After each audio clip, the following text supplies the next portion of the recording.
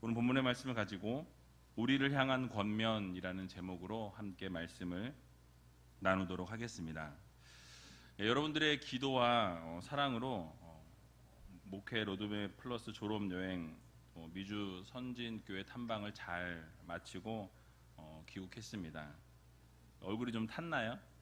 예. 거기 첫 주에는 되게 날씨가 시원해서 봄, 가을 날씨여서 너무 좋았거든요. 근데 그 둘째 주에는 온도가 45도까지 올라갔어요. 그런데 한국의 이 찜통 더위보다는 시원해요. 왜냐하면 저녁에는 시원해지니까. 그래서 45도로 올라갔지만 그래도 잘 지냈고요. 또 돌아오기 요 며칠 전부터 시원해져서 날씨를 만끽하고 왔는데 어제 공항에 딱 내리는 순간 한국이구나. 아주 땀이 줄줄 흐르고 아침에도 막 더워서 미국에 있을 동안에는 반바지 입고 막 돌아다녔거든요. 근데 한국에 딱 들어오는 순간 또 목회자가 돼야 되기 때문에 또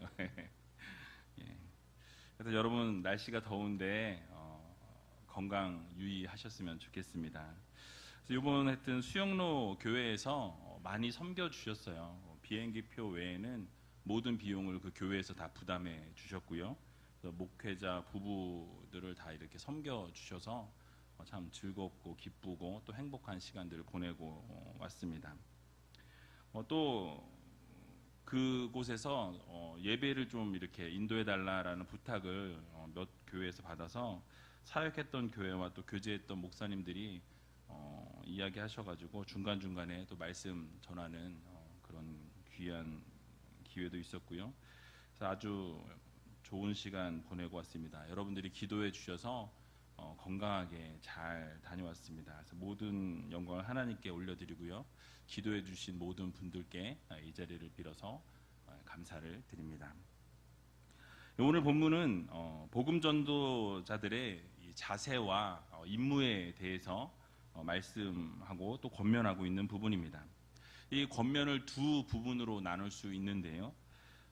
첫 번째 권면은 1절과 2절로 이 복음적인 신앙을 전수하기 위한 이 권면이 나타나 있고요. 두 번째 권면은 3절부터 7절까지로 충성된 사람에 대한 예로 병사와 경기자 또 농부에 대해서 언급을 하고 있습니다. 오늘 이 본문 말씀을 통해서 하나님께서 우리들에게 복음을 전하는 성도로서 어떠한 모습으로 살아가야 하는가 말씀하고 계신데 그 말씀을 좀 같이 좀 살펴볼까 합니다. 먼저 앞장인 이 디모데후서 1장을 보게 되면 바울이 디모데에게 담대한 마음을 가지고 담대한 자세를 가지고 복음을 전해라 라는 이 말씀을 1장에서 먼저 하고 있습니다.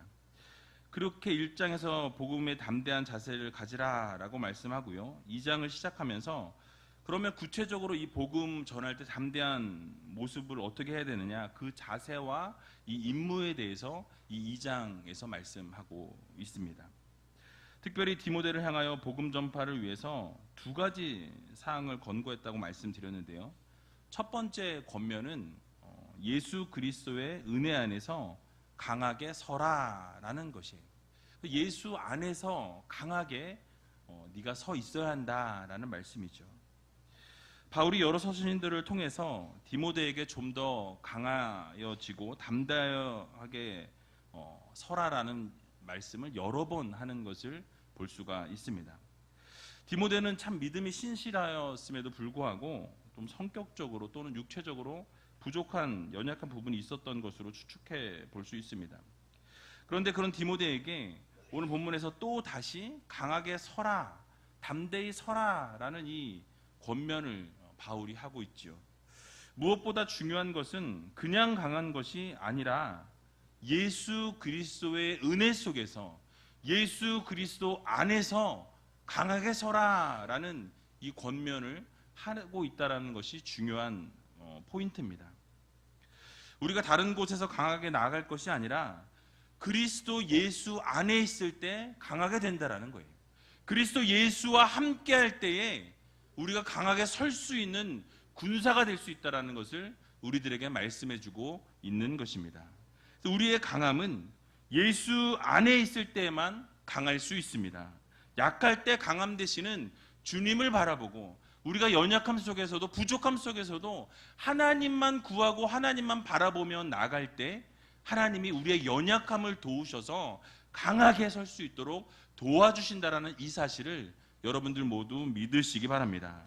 약할 때 강함 되시는 주님을 의지해야 한다는 거예요. 그렇습니다. 바로 우리가 영적으로 강건해지고 바른 신앙생활을 할 수 있는 것은 오직 예수 그리스도의 은혜를 통해서만이 우리가 강하게 설 수 있다라는 거예요. 우리의 생각을 가지게 되면, 우리의 의지를 가지고 신앙생활하다 보면 어떤 일이 생기면 쓰러지고 넘어질 때가 참 많이 있습니다. 그러나 예수 그리스도 안에 있을 때, 예수 그리스도와 함께 할 때에, 주님께서 주시는 그 강함을 가지고 나갈 때에 우리는 승리할 수 있는 것입니다.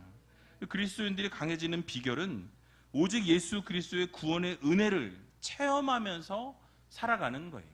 그래서 우리가 은혜를 받을 때에만, 여러분들이 은혜를 풍성히 누릴 때에만 우리가 강하게 설 수 있다는 것 여러분들이 꼭 기억하시기 바랍니다. 그래서 고린도전서 5장 4절을 보게 되니까 주 예수의 이름으로 너희가 내 영과 함께 모여서 우리 주 예수의 능력으로 라고 말씀합니다. 바로 예수 그리스도의 이름에 능력이 있다라는 거예요. 예수 그리스도의 이름에 치유가 있습니다. 예수 이름에 강한 능력이 우리를 이끌어갈 수 있다라는 사실이에요. 예수의 영이 함께할 때 능력이 나타나게 된다라고 말씀하고 있습니다. 그런데 예수를 벗어나게 되면 어떻게 됩니까? 우리의 능력은 사라지게 된다라는 거예요. 우리의 강함은 약함으로 변화될 수밖에 없다라는 것입니다. 모든 능력을 상실하게 된다라고 말씀하고 있는 것입니다. 오늘날 교회가 왜 힘을 잃게 되었습니까? 인본주의 사상이 교회로 흘러들어와서 예수의 이름이 사라지고 예수의 영이 떠나가고 세상의 이론들이 말씀으로 대치되게 될 때에 교회는 힘을 잃어가게 되고 성도는 힘을 잃어가게 될 수밖에 없다라는 사실이에요. 세속화가 교회 안을 완전히 지배하게 되면서 교회는 점점 힘을 잃어가게 될 수밖에 없다라는 사실입니다. 그러므로 우리 모두는 하나님의 말씀의 힘을 의지하여서 예수 그리스도의 이름을 의지하여서 예수 그리스도 안에 거하게 될 때 우리는 강한 능력으로 이 세상을 이겨낼 수 있다라는 이 사실을 여러분 믿으시고 날마다 예수 그리스도 안에 성령과 함께 동행하며 살아갈 수 있는 귀한 의지의 교회 성도 여러분들이 다 되시기를 주님의 이름으로 간절히 축원드립니다. 두 번째 권면은 이 복음의 진리를 충성된 사람들에게 전달하라라는 말씀을 하고 있어요. 오늘 본문 2절을 보게 되니까 이렇게 말씀합니다. 우리 2절 같이 한번 읽어보도록 하겠습니다. 또 내가 많은 증인 앞에서 내게 들은 말을 충성된 사람들에게 부탁하라. 저희가 또 다른 사람들을 가르칠 수 있으리라. 아멘. 자, 이제 예수 그리스도를 통해서 강해진 이 주님의 백성들이 가만히 있을 것이 아니라 뭐 하라고 말씀합니까? 말씀을 전하라는 거예요. 가르치라고 말씀하고 있습니다. 복음을 전파라고 말씀하고 있다라는 거예요. 바울이 전했던 복음이 이 디모데와 수많은 충성된 사람들을 거쳐서 믿지 않는 사람들에게 끊임없이 전달되고 계승되어야 한다라는 거예요. 그러니까 말씀은 한 자리에 멈춰서는 안 된다라는 것입니다. 다른 사람에게 말씀이 전달되어지고 그 전달되어진 말씀이 그 다른 사람에게 또 전달되어지고 내가 받은 말씀, 내가 받은 복음, 내가 믿는 예수 그리스도가 믿지 않는 자들에게 그대로 흘러가야 한다라는 거예요. 복음은 흘러가야 하는 것입니다. 그래서 우리의 말씀이 계속 전달되고 계승이 되어져야 한다라는 거예요. 다시 말하면 우리들은 하나님을 믿으면서 배웠던 예수 그리스도에 대한 이 지식, 또 예수 그리스도에 대한 말씀, 듣는 시간에 깨우쳤던 그 은혜, 우리가 받고 거기서 멈추는 것이 아니라 믿지 않는 자들에게, 예수 그리스도를 떠난 그들에게 다시 돌아올 수 있도록 여러분들이 권면해야 한다는 거예요. 그 말씀이 끊임없이 전하여지고 가르쳐져야 한다는 것입니다.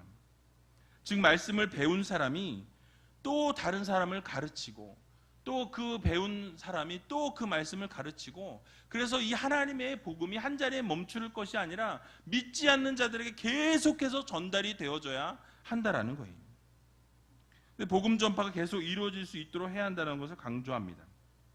즉 제자를 삼으라는 거예요.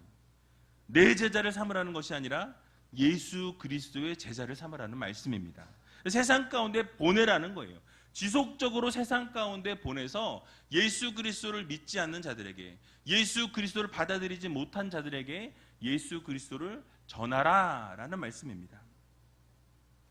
그렇습니다. 우리는 배우고 듣고 깨달은 것을 우리 가슴 속에 묻어둘 것이 아니라 그 복음을, 예수 그리스도의 그 말씀을 전해야 한다라는 거예요. 그래서 다른 충성된 사람들에게 부탁해서 또 가르칠 수 있어야 한다라는 것입니다. 여러분들이 받은 은혜를 나 혼자만 이 은혜 받았으니까 나 혼자 가지고 있어야지, 이렇게 하면 되겠습니까? 안 된다라는 거예요. 여러분들이 받았으면 그 받은 은혜를 믿지 않는 자들에게, 내가 믿어보니까 이렇게 좋아, 내가 예수 그리스도 믿어보니까 이런 것 때문에 내가 너무너무 행복해, 너무너무 즐거워, 나의 삶이 너무너무 막 은혜가 넘쳐. 근데 매일 인상 쓰면서 죽겠어 이러고 다니면 어떨까요? 너나 믿어라, 그렇게 되지 않을까요? 복음 전파는 해도 되고 안 해도 되는 것이 아니라 반드시 성도라면 전해야 할 사명이라는 거예요. 여러분들이 세상 가운데 살아가면서 예수 그리스도를 증거해야 한다는 것입니다. 여러분들이 성도라면, 여러분들이 제자라면, 여러분들이 예수 그리스도를 믿는 사람들이라면 어느 자리에 있든지 어떤 상황 가운데 놓였든지 예수 그리스도를 전파하고 증거할 수 있는 여러분들이 다 되시기 바랍니다.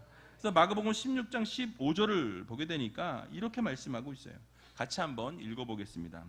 또 가라사대 너희는 온 천하에 다니며 만민에게 복음을 전파하라. 아멘. 또 골로새서 1장 23절을 보면 만일 너희가 믿음에 거하고 터 위에 굳게 서서 너희 들은 바 복음의 소망에서 흔들리지 아니하면 그리하리라. 이 복음은 천하 만민에게 전파된 바요 나 바울은 이 복음의 일꾼이 되었노라. 아멘. 여러분 무엇입니까? 복음은 어떻게 해야 된다요? 천하 만민에게 전해져야 한다는 거예요. 가르쳐야 한다는 것입니다. 복음이 증거되어야 한다는 거예요. 복음이 한 곳에 멈춰서는 안 된다는 것입니다. 이 우이동 땅에 여러분 복음을 전해야 돼요. 뿌려야 된다는 거예요. 이 강북 지역에 예수 그리스도의 복음을 증거하는 사명을 여러분들에게 하나님이 맡겨주셨다는 것입니다. 복음 증거의 사명을 잊지 마시고 온 천하에 다니면서 예수 그리스도를 증거하고 또 예수 그리스도를 전할 수 있는 저와 여러분들이 다 되시기를 주님의 이름으로 간절히 축원드립니다. 이렇게 두 가지 권면을 한 바울이 이 권면을 한 이후에 디모데에게 다시 한번 고난에 대해서 말씀하고 있는 것을 우리가 볼 수 있습니다.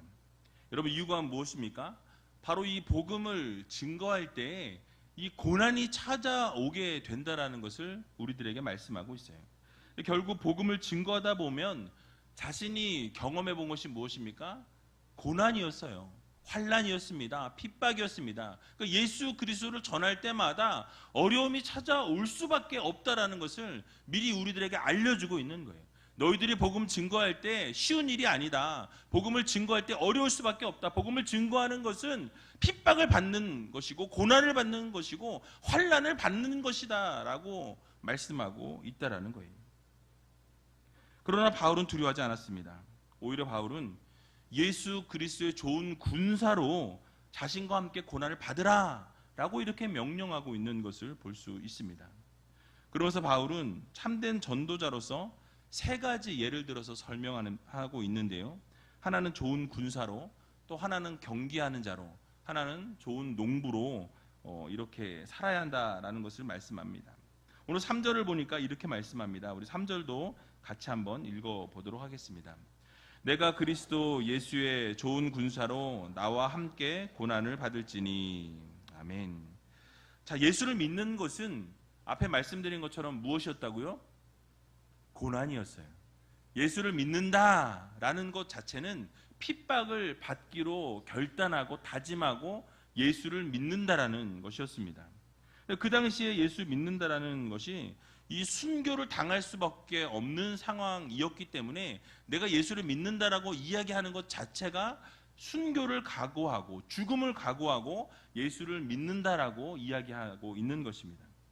그래서 고난은 예수 믿는 자들에게는 필수 조건이었다라는 거예요.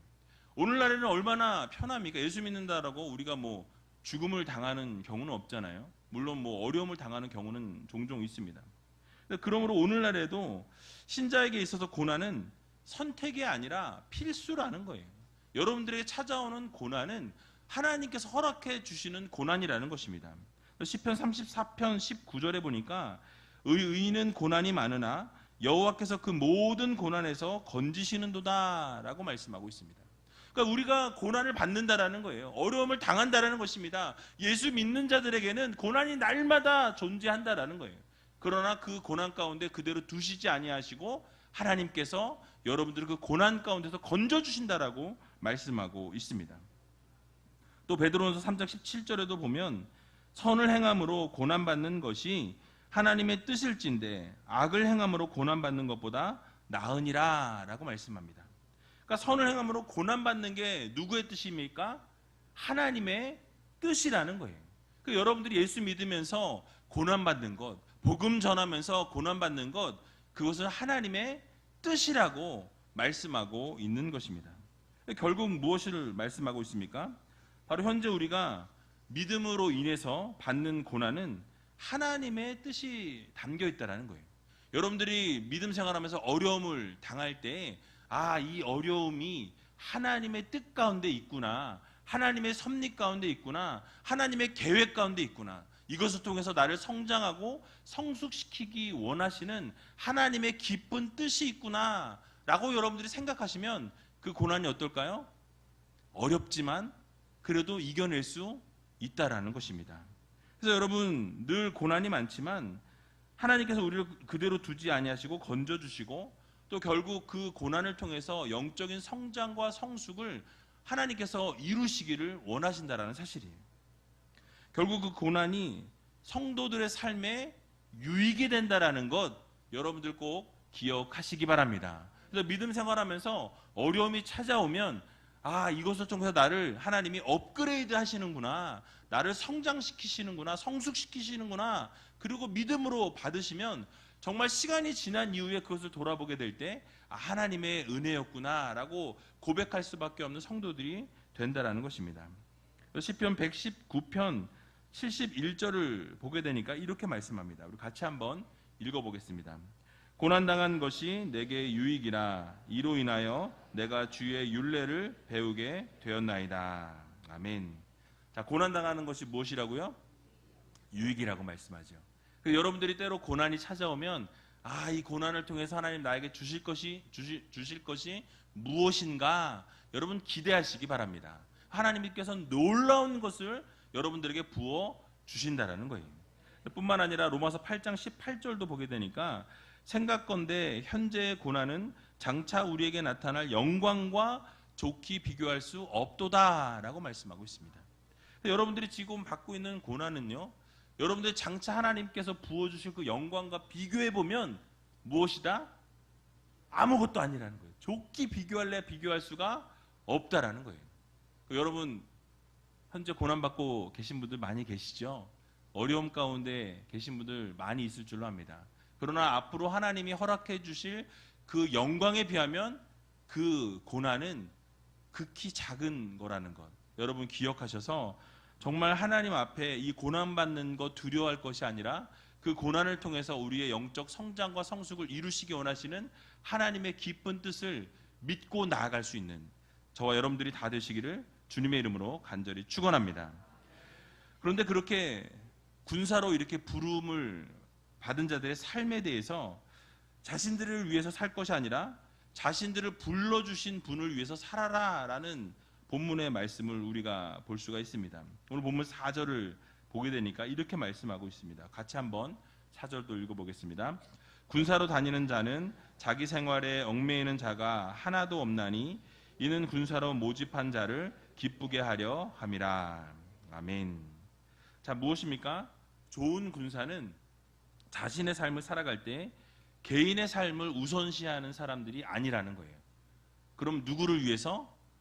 군사로 모집한 분, 여러분들을 군사로 불러주신 분, 바로 예수 그리스도, 하나님 아버지를 위해서 살아야 할 것을 우리들에게 강조하고 있다라는 것입니다.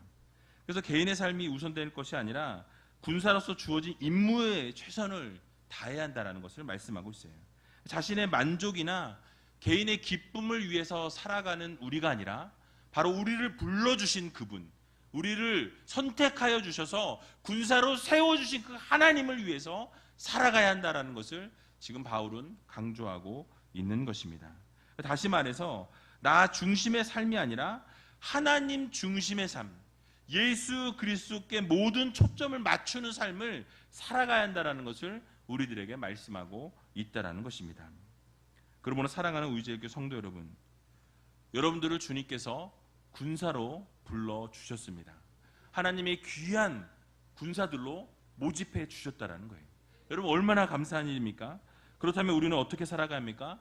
우리는 그 군대, 하나님의 군대로서의 삶을, 군사로서의 삶을 살아 올려 드려야 한다는 거예요. 우리를 불러주신 그 하나님을 기쁘게 하는 삶을 살아야 한다라고 바울은 말씀하고 있는 것입니다. 그러므로 우리는 우리의 마음을 기쁘게 하며 살아가는 우리가 아니라 그분의 마음을 기쁘게 하고 오늘 하루도 그 하나님의 마음을 시원케 해드리고 하나님의 마음을 즐겁게 해드리며 살아갈 수 있는 저와 여러분들이 다 되시기를 주님의 이름으로 간절히 축원드립니다. 두 번째로는 바른 전도자의 모습으로 바울은 경계하는 자에 대해서 언급하고 있습니다.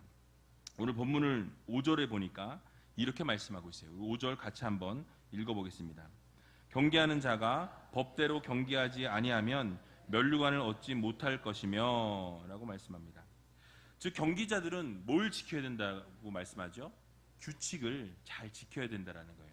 그렇죠? 여러분들 요즘 그 월드컵 보시느라고 밤을 설치실 텐데요. 이 원리 원칙을 잘 지키지 않으면 문제가 발생하게 된다는 거예요.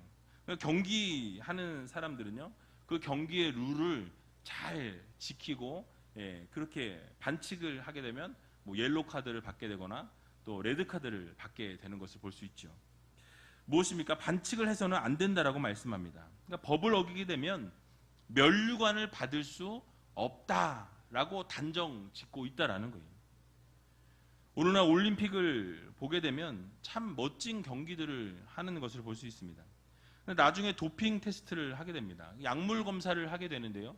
약물 검사를 했을 때 그 반응이 양성이 나오게 되면 메달을 뺏기게 되는 것을 우리가 많이 보았습니다. 이처럼 경기 규칙을 지키지 않으면 모든 것을 박탈당하게 된다라고 말씀하고 있는 거예요.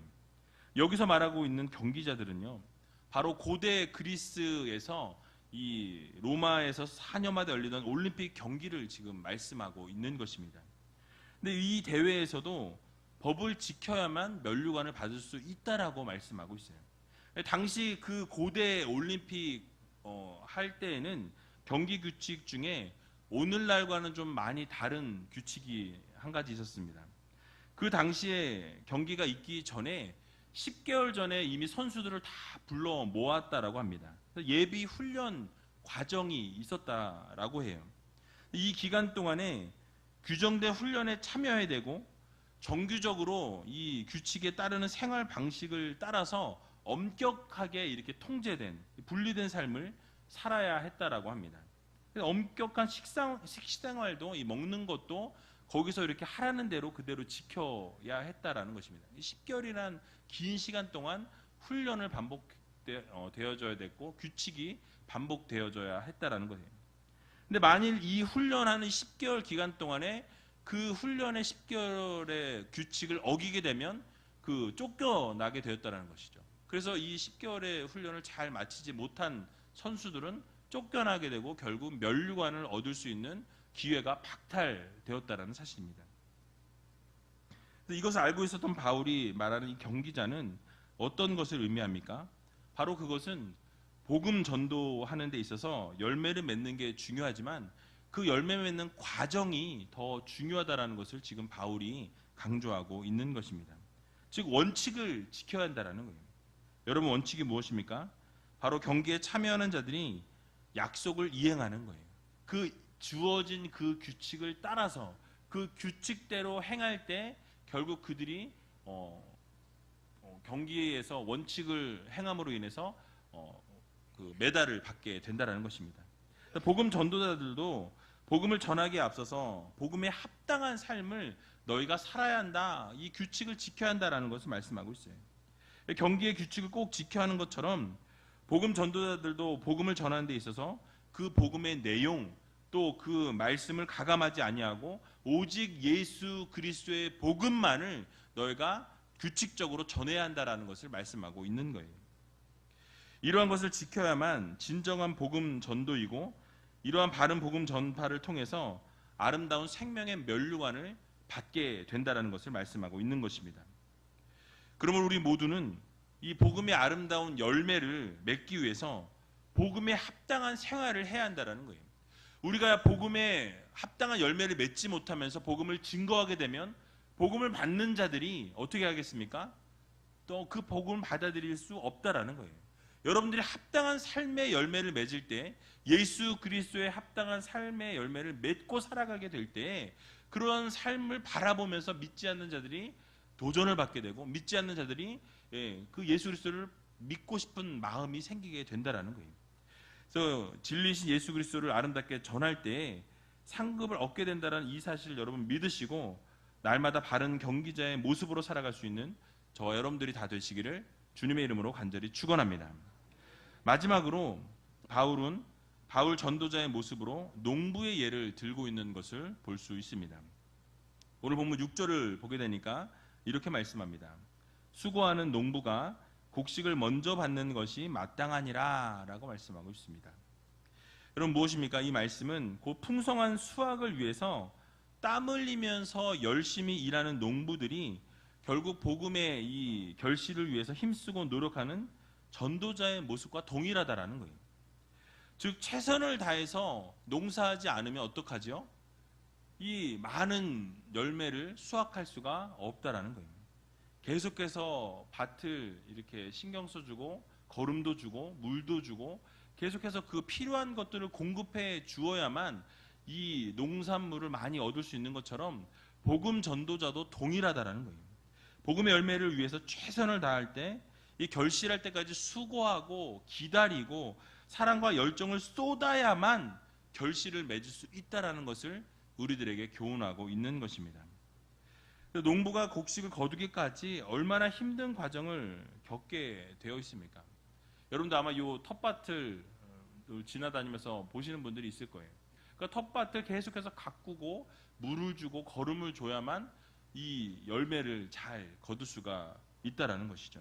근데 그것을 잘 열심히 거두지 못하게 되면 잘 이렇게 거름도 주지 않고 물도 주지 않고 그냥 내버려도 보십시오. 그럼 어떻게 되겠습니까? 거둘 수 있는 것이 하나도 없다라는 거예요. 그래서 제가 예전에 미국에 살고 있을 때 한번 욕심이 나서 땅에다가 이렇게 심어가지고 한국에 있는 씨앗을 막 심었어요. 근데 한 2, 3일 깜빡 잊고 가서 물을 안 줬더니 다 죽었더라고요. 그러니까 그게 뭡니까? 그러니까 그만큼 신경 쓰고 관심을 가지고 최선을 다할 때 거둘 수 있다라는 거예요. 근데 여러분들 그렇게 최선을 다하지 아니하면 복음의 그 열정을 가지지 아니하면 열매를 거둘 수 없다라는 것 여러분 꼭 기억하시기 바랍니다. 씨를 뿌리고 열매를 맺을 때까지 우리는 기다리고 인내하고 수고하고 최선을 다해야만 열매를 거둘 수 있다라는 거예요. 아무것도 하지 않으면서 열매만 내가 따먹어야지 라고 생각하는 이 사람들은 도둑심보예요. 그래서 다니면서 왜 남들이 심어놓은 거 열심히 걷어가는 분들 우리 교회는 없겠죠. 근데 뭐 등산객들이 다 따가는 것 같아요. 뭐 소문에는 호박이 막 열리면은 뭐 어느 정도 좀 익어야 되는데 요만할 때 며칠 있다 따야지 하면 없어진대요. 그래서 여러분 열매를 남의 걸 거두면 안 돼요.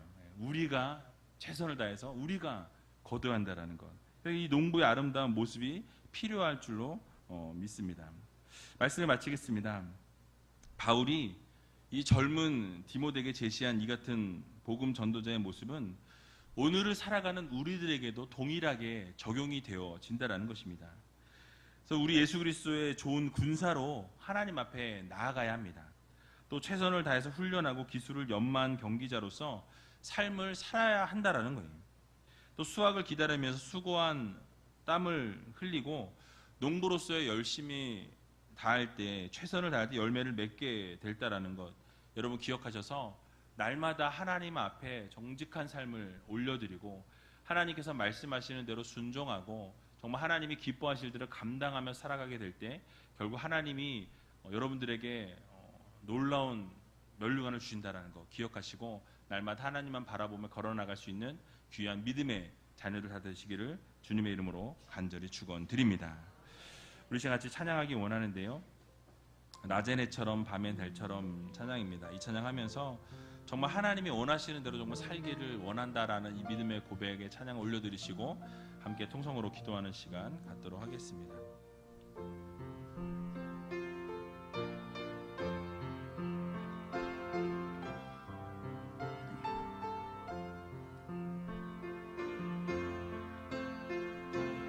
낮의 해처럼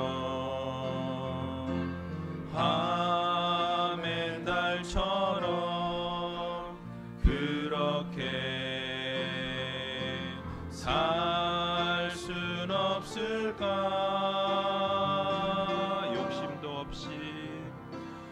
욕심도 없이 어두운 세상 비추어 온전히 남을 위해 살듯이 나의 일생에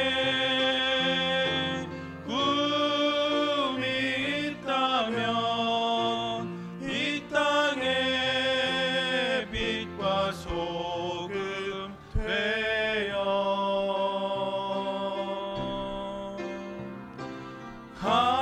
가난한 영혼 지친 영혼을 주님께 인도하고픈데 나의 욕심이 나의 못난 자가 언제나 커가라친대요 나를 짓눌러 마음을 곤곡해 하리 예수여 나를 도와주소서. 우리 시간 다 같이 눈을 감고 함께 기도하며 나갈 때 여러분 정말 하나님이 원하시는 대로 살기를 소원하는 성도들이 되게 해달라고 여러분 기도하시기 바랍니다. 우리 말씀을 들은 것처럼 예수 안에 있는 은혜 속에서 강하게 설 수 있는 성도들이 되게 해달라고 여러분 기도하시기 바랍니다. 우리의 강함은 오직 예수 그리스도 안에 있을 때에만 강해질 수 있다는 것 여러분 기억하셔서 하나님 오늘도 주님의 은혜로 살기를 소원합니다. 하나님의 말씀으로 승리하기를 소원합니다. 말씀 가운데 거하게 해주시고 하나님이 기뻐하실 대로 감당하며 살아가는 주님의 귀한 자녀들 되게 해달라고 기도하시기 바랍니다. 두 번째 권면은 복음의 진리를 충성된 사람들에게 전하라 라고 말씀하셨습니다. 배운 말씀을 그대로 전하고 내가 느꼈던, 내가 깨달았던, 내가 만났던 예수 그리스도를 아름답게 전할 수 있는, 담대하게 전할 수 있는 믿음의 성도들이 되게 해달라고, 세상 가운데 하나님의 말씀을 담대하게 전할 수 있는 믿음의 성도들이 되게 해달라고 여러분 기도하시기 바랍니다. 또 좋은 군사로 살아가기를 소원합니다.